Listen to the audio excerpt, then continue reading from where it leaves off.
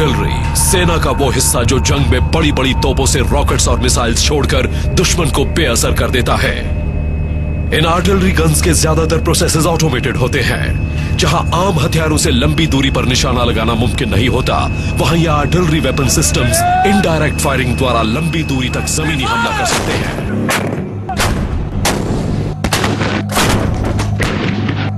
Indirect firing systems के विकास और लगातार सुधार की वजह से विश्व युद्ध में जितनी जाने तोपों की वजह से गई, उतनी किसी और हथियार से नहीं।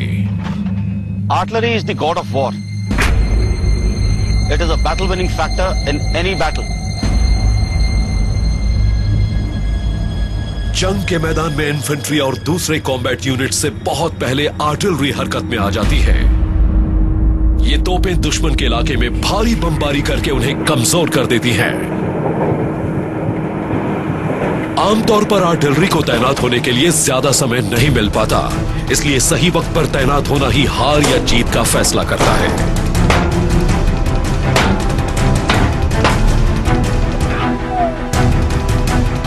आर्टिलरी फौज यानी तोपची, जिन्हें गनर्स भी कहा जाता है, इन्हें हमेशा दुगनी तेजी से काम करना पड़ता है।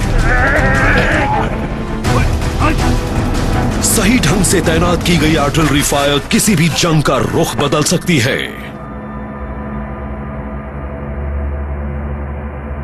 Engage target over.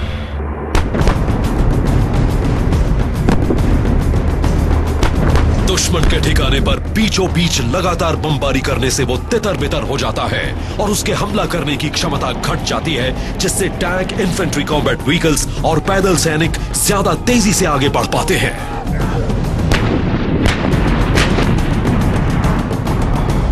The enemy potential is degraded to that extent that the willpower of the enemy is not there to fight. घातक बमबारी की क्षमता के कारण आधुनिक रणनीतियों के फैसलों में आर्टिलरी की खास भूमिका है। Artillery is the last argument of kings. It begins with RT and ends with RT. Artillery सही मायने में एक मल्टी टेरेन लड़ाकू है। इन तोपों को किसी भी तरह की भूमि पर तैनात किया जा सकता है, मैदानी इलाकों से रेगिस्तानों तक, पहाड़ों से बर्फीली चोटियों तक या घाटियों में भी।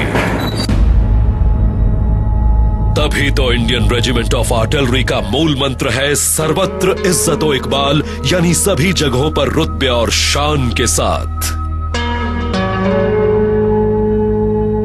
बर्फ से जमा सियाचिन का जंगी मैदान उन तोपचियों के साहस का गवाह है, जिन्होंने कम ऑक्सीजन में भी हर तरह की चुनौतियों का सामना किया। मैदानी इलाकों और रेगिस्तानों में तो इन तोपों को हमले के ठिकाने तक चलाकर ले जाया जाता है, लेकिन 21,000 फीट ऊपर पहुंचाने के लिए इन्हें अलग अलग हिस्सों में बांटकर हाथों से घसीटा जाता है और फिर पहुंचकर दोबारा जोड़ा जाता है। ये तोपें दुश्मन की बोलती बंद करने के लिए और इन बर्फीली सरहदों की रक्षा करने वाले सिपाहियों की मदद करने के लिए सदा वचनबद्ध हैं। The temperature is from -50 to +5. That is in winters. Apart from that, you have got avalanches, crevasses, then chill plains, the variety of diseases that people face here. अपने इलाके पर पकड़ बनाए रखने के पैदल सैनिकों के मकसद को पूरा करने के लिए एक तोपची बमबारी की मदद लेने के लिए सदा वचनबद्ध है।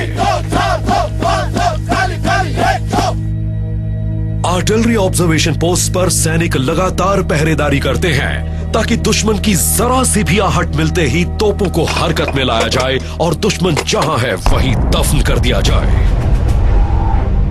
आर्टिलरी की रेजिमेंट भारतीय सेना की उस मुहिम को साकार करती है जिसमें विनाशकारी बमबारी से कम समय और बिना जाने गंवाए जंग को अंजाम दिया जाता है।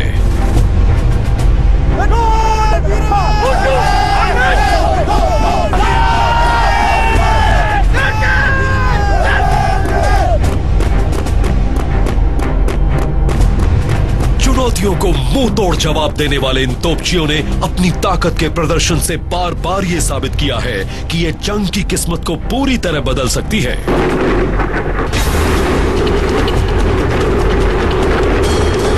आग के गोले बरसाकर इन तोपों ने भारत पर आए आज तक के सभी खतरों का डट कर मुकाबला किया है। 1999 Kargil war. The war was fought and won by both infantry and artillery. Kargil युद्ध ने आधुनिक रणनीतियों में आर्टिलरी के अति महत्वपूर्ण योगदान को उजागर किया और उसकी भूमिका को एक नई दिशा दी। हर रोज करीब 300 बंदूकों, मोटर्स और MBRL से करीब 5000 आर्टिलरी शेल्स, मोटर बम और रॉकेट्स छोड़े जाते थे। दूसरे विश्व युद्ध के बाद इस पैमाने पर गोलीबारी कभी नहीं हुई थी।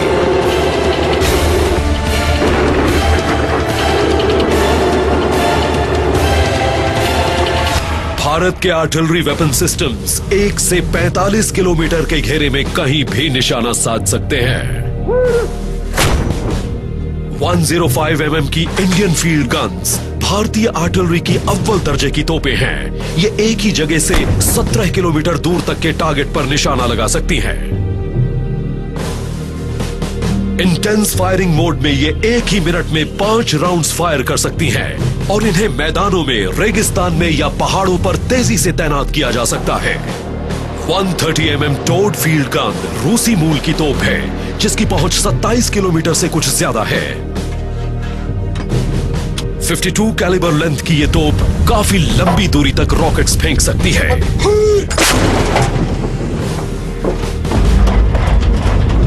बोफोर्स की 155 mm FH-77 फील्ड हॉबिट्जर को दुनिया के सबसे बेहतरीन और क्रांतिकारी टोड फील्ड आर्टिलरी सिस्टम्स में से माना जाता है। इसमें एक ऑक्सिलरी पावर यूनिट लगा हुआ है जो इसे सेल्फ प्रोपेल्ड बनाता है। इसकी पावर यूनिट से ही इसके हाइड्रोलिक सपोर्टेड ऑपरेशंस चलते हैं जिसकी वजह से ये इस्तेमाल में काफी आसान है। बोफोर्स FH-77 जैसी आधुनिक आर्टिलरी गन्स पहाड़ों को पार करते हुए 30 किलोमीटर दूर बसे ठिकानों को भी उड़ा सकती हैं। As we are all aware that in the mountainous range there are various ridge lines having various heights. So you need to clear all those heights. Gun को ऐसे एंगल में पोजीशन किया जाता है जिससे गोले पर्वतों को पार करके सीधे दुश्मन के ठिकाने पर जा गिरे और दुश्मन पूरी तरह स्तब्ध रह जाए।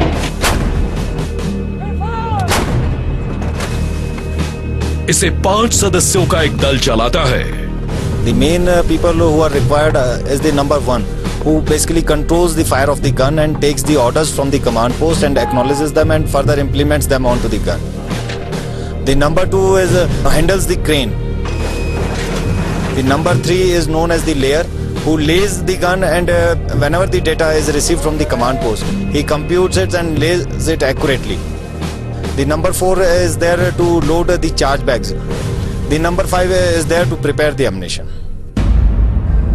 इन तोपों को दुश्मन से दूर ऐसी जगह तैनात किया जाता है जहां से दुश्मन दूर होने के बावजूद खुद को इनकी पहुंच से बचा नहीं We are सकता। talking about firing at ranges at 20 kilometers, 30 kilometers and even beyond. This range cannot be seen from the gun end. So you need someone who can see the target end. सटीक निशाना लगाने के लिए दुश्मन के ठिकाने की सही पोजीशन की जानकारी होना बहुत जरूरी है।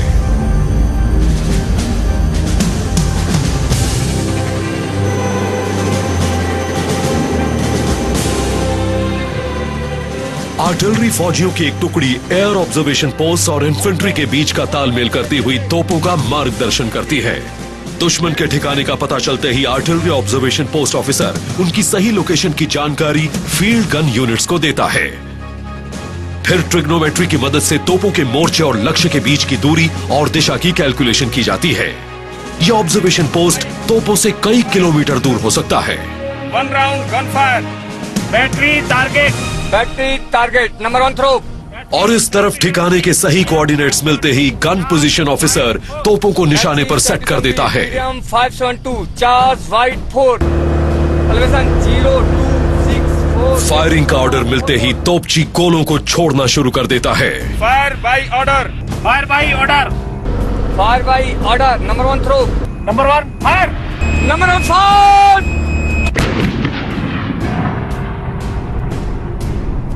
They are not able to see the target.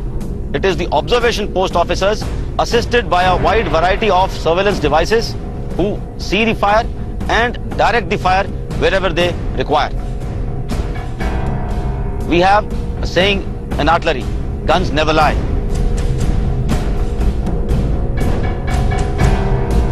We are able to achieve a very high degree of accuracy. सटीक निशाना लगाना न सिर्फ जंग के नजरिए से जरूरी है बल्कि आर्थिक रूप से भी, क्योंकि तोपों में लगने वाला एम्यूनिशन बहुत महंगा होता है। प्रिसिशन गाइडेड म्यूनिशंस के एक एक गोले की कीमत 16 लाख रुपए से भी ज्यादा हो सकती है। कुछ global positioning guided artillery rounds की कीमत तो 45 लाख तक पहुंच जाती है। भारी लड़ाई के दौरान एक तोप को ही एक रात में 3000 राउंड्स तक फायर करने पड़ सकते हैं, जो तोपचियों के लिए आसान नहीं है। इसका मतलब उन्हें शारीरिक और मानसिक तौर पर पूरी तरह स्वस्थ रहने की जरूरत है, ताकि वो हर आदेश का पालन पूरे उत्साह से कर सके।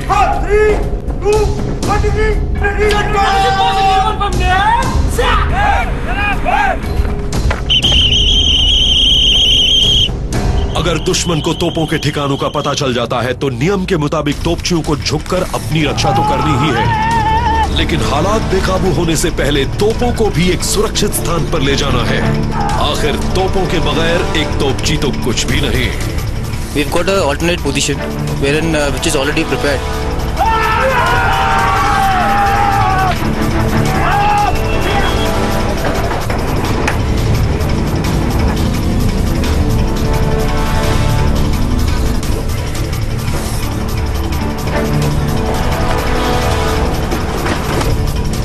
दुगनी तेजी से काम करने की क्षमता ही तोपचियों की खासियत है।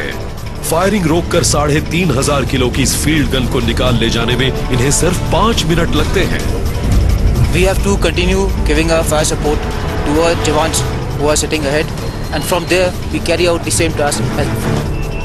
पलक झपकते ही तोपों को तैनात कर पूरी तेजी से कार्रवाई करने की क्षमता ही इनका प्रमाण पत्र है।